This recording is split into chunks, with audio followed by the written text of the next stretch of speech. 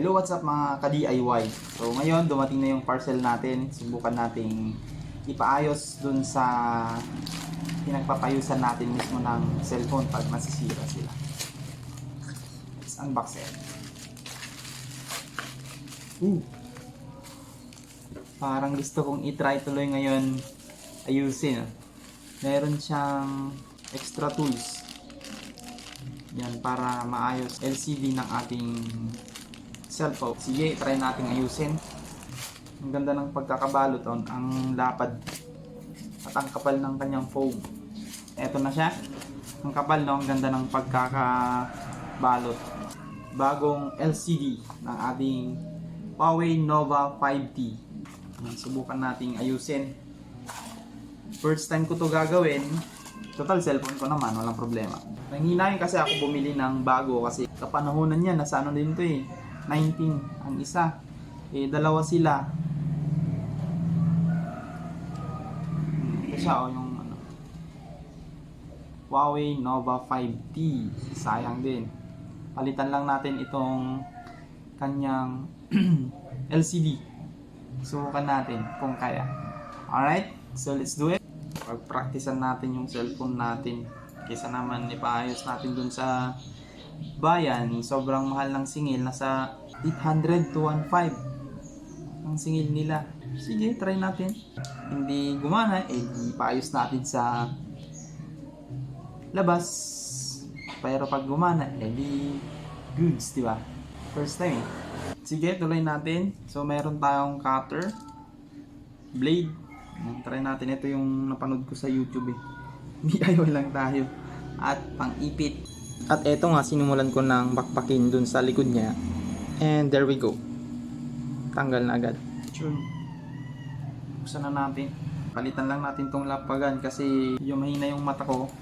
At ayun nga, napalitan na natin at tinatanggal ko lang yung mga rubbers, yung sa pandikit, para sa pag-idikit ko sa sunod, okay na. Sunod ay nagsimula akong magtanggal ng mga bolts niya na maliliit. Kaya gumamit tayo ng maliit na pansipit. Ayan. Matapos kong tanggalin yung bolts, isinunod ko naman yung kanyang pangalawang layer. Yan, tanggal na natin yung second layer. So, na maibalik natin mamaya. Yan, kailangan lang natin linisin yung glue niya, yung parang glue, yung pandikit, para mamaya pag palitan natin ng bago, hindi siya mag-umbok. So, ito yung first layer, second layer na natanggal natin, and ngayon, ito na siya. Tanggalin naman natin ngayon itong battery para matanggal natin itong kanya nabitak na LCD. And sundan lang natin yung nakalagay dito, may number 1 and 2. Yan. Tanggal na natin yung battery. Ngayon, tanggalin naman natin itong LCD. So, kailangan lang natin ng panungkit. And yung kanina, ito yung use ng pinagay nila, yung pinangbibitik na ganyan. Subukan natin. Tanggol agad, di ba? Yung ganyan. Tanggal na natin. And ito naman yung frame niya. Di ba? Ito na yung tinanggal natin na nasira. Ngayon, ilagay naman natin itong bago. Yan, bago yun, tanggalin muna natin ito. Baka malimutan natin para hindi mag-blurred yung kanyang camera sa likod ay sa harap. Pasok na natin yan dito sa harap.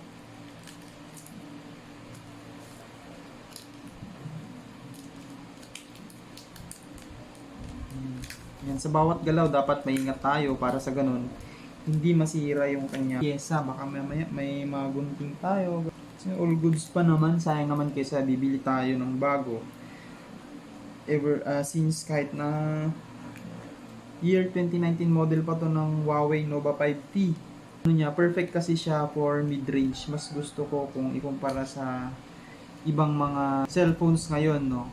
Mas gusto ko ito, yung camera niya perfect na perfect para sa small business ko kasi dito yung basta-basta lang na cellphone. Ngayon, subukan lang natin, try natin bago natin ilagay lahat. You know? O, di ba? Ganun lang, ka-basic. Anood lang tayo ng YouTube and kaya pala natin mag-alis at magtanggal o maglagay ng LCD mismo ng cellphone. Ang smooth na. O, di ba? So, panibagong skill na naman yung natutunan natin sa pagiging DIY. Up! Natanggal ko kaya namatay. Ayan. Since okay naman siya, ilagay na lang natin lahat. Yan, sa paglalagay naman ng kanyang mga pyesa, yung mga tinanggal natin kanina, dapat intact din kung saan nyo tinanggal. Para sa ganun, syempre, first time natin, dati nililista ko lahat pero kabisado ko naman. Ganun lang, simple. Diba? So, kaysa magpaayos tayo dun sa bayan, kamahal-mahal ng singil, kaya din pala natin, lagyan na natin ng pandikit at ibalik na natin kasi nailagay naman natin yung target no, yung pagpalit ng kanyang LCD. Okay? Para hindi na tayo bumili ng bago. Ito siya, oh. Ayan, dapat natanggal lahat yung mga ano kanina unang glue para sa ganun pag ilagay natin dito hindi basta masisira. At ayun, nilagay ko na din yung bolts.